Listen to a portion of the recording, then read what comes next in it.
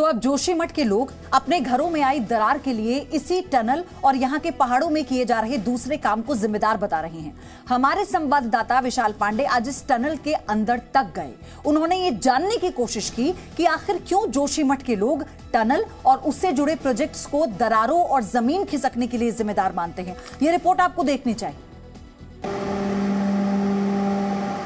Ground zero पर सी news की team Joshimath में मौजूद है। इस वक्त हम तपोवन जल विद्युत परियोजना के उस टनल में पहुंचे हैं जिसको लेकर पूरा विवाद खड़ा हुआ है।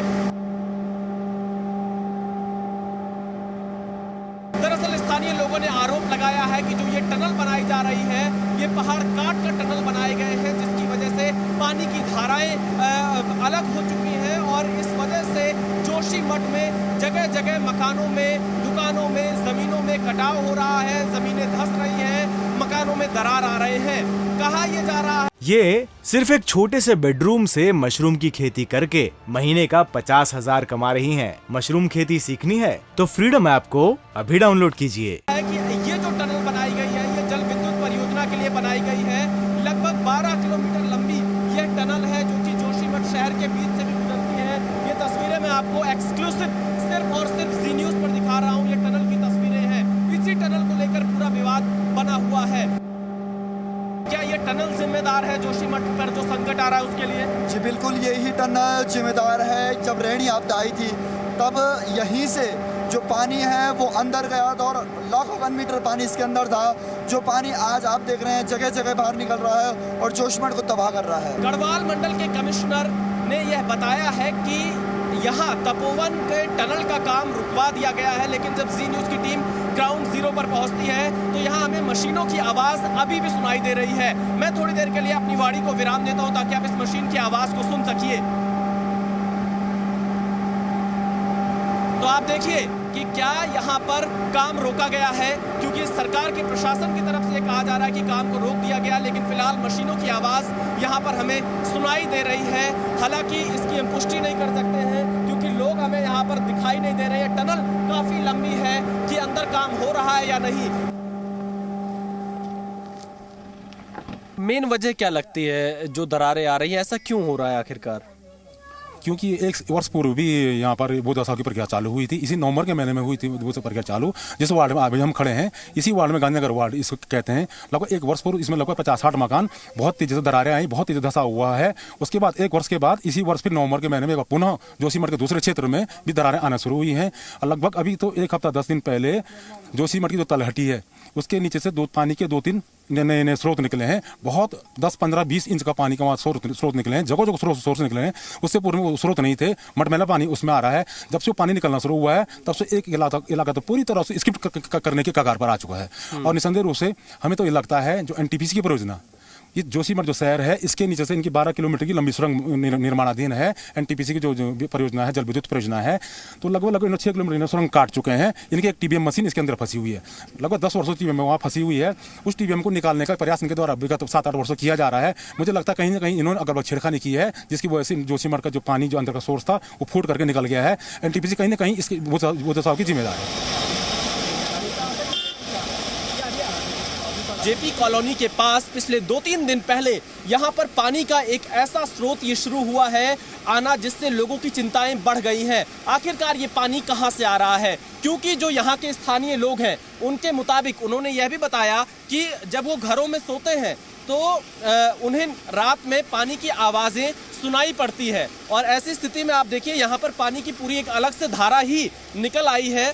ये धारा आप जो देख रहे हैं यहाँ पर कहाँ से आ रही है किसी को नहीं पता चल पा रहा है, जिसकी वजह से चिंताएं बढ़ गई हैं। लोगों के मन में डर बढ़ गया है। लोगों की ऐसी आशंका है कि ऐसे अलग अलग धाराओं के कारण ही यहाँ पर लोगों के घरों में दरार आ रही है और हो सकता है कि जो पहाड़ों में ब्लास्ट किए जा रहे हैं या टनल बनाए जा रहे हैं उसकी वजह से पानी की धारा मुड़ गई हो, जिस वजह से ये अलग रास्ता यहाँ पर चुन रहे हो। ऐसी आशंका स्थानीय लोगों ने जताई है। हमारी जो आशंका है, ये जो पानी अभी इस समय निकल रहा है, ये हुबहू जो रेणी आपदा आई थी उस समय जो पानी निकला था, मटमैला पानी निकला था, वैसा ही ये पानी इस समय निकल रहा है। अचानक ये पानी निकला, जगह जगह दरारें आ रही है। सामने आप देख सकते हैं ऊपर जेपी का अन्नपूर्णा हॉल है, इसके ऊपर बड़ा उसके सामने की ये पूरी दीवारें हैं, ये क्षतिग्रस्त हो चुकी है और अभी ही ये दीवारें यहाँ पर टूटी है। ये पूरा यहाँ पर संभलने का तक टाइम नहीं मिला, ये पूरी दीवारें रोड पर आ चुकी है इस समय। ये दरार कैसे आई, ये दीवार कैसे टूटी है ये वाली? देखिए, इस समय जोशीमठ में जो भूदशाओं का संकट गहराया हुआ है, उसी के अंतर्गत यहाँ पर भी जमीन बैठ रही है और ये दीवारें यहाँ पर इस समय अपना स्थान छोड़ रही है।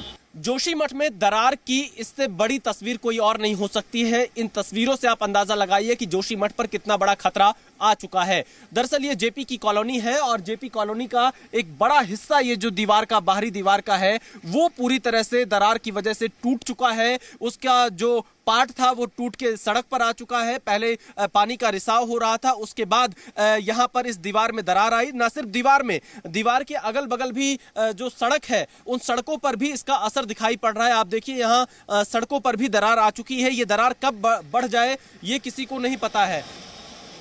धौलीगंगा नदी का जो पानी है उसको इन डैम में लाकर पहले इकट्ठा किया जाएगा। यहाँ पर डैम भी ये बनाया गया है। उसके बाद इस टनल के माध्यम से लगभग जो जानकारी मिल रही है, लोग बता रहे हैं कि 10 से 12 किलोमीटर लंबी टनल है। इस टनल के माध्यम से इस पानी को गुजरना है और यहाँ पर ये टनल बनाई जा रही है, जिसके लिए कई पहाड़ों को भी काटा गया है, ऐसा स्थानीय लोग दावा कर रहे हैं। आखिरकार हमारा सिस्टम कब जागेगा? जोशीमठ की जनता इस वक्त अपने सबसे बड़े मुश्किल दौर से गुजर रही है। जोशीमठ की जनता के सामने संकट इस बात का है कि वो अपने घर को कैसे बचाएं, अपने भविष्य को कैसे बचाएं, क्योंकि उनके घर की दीवारों पर दरार आ चुकी है। ये दरार न सिर्फ दीवारों पर है बल्कि उनके जीवन के भविष्य पर भी है और कहीं ना कहीं इसके लिए हमारा सिस्टम भी जिम्मेदार है, जो कि 1976 से लेकर अब तक जोशीमठ को लेकर कोई कंक्रीट प्लान नहीं तैयार कर पाया। हालांकि अब जांच टीम यहां पर मौके पर पहुंची है। देखना यह होगा कि जोशीमठ को बचाने के लिए क्या कदम उठाए जाते हैं।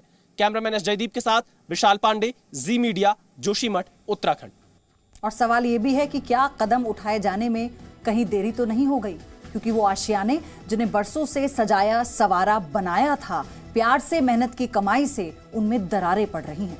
एक छोटा सा ब्रेक ले रहे हैं, लेकिन ये बड़ी कवरेज और इस पर ग्राउंड रिपोर्ट आप जी न्यूज पर देखते रहेंगे। ये सिर्फ एक छोटे से बेडरूम से मशरूम की खेती करके महीने का 50,000 कमा रही हैं। मशरूम खेती सीखनी है तो फ्रीडम ऐप को अभी डाउनलोड कीजिए।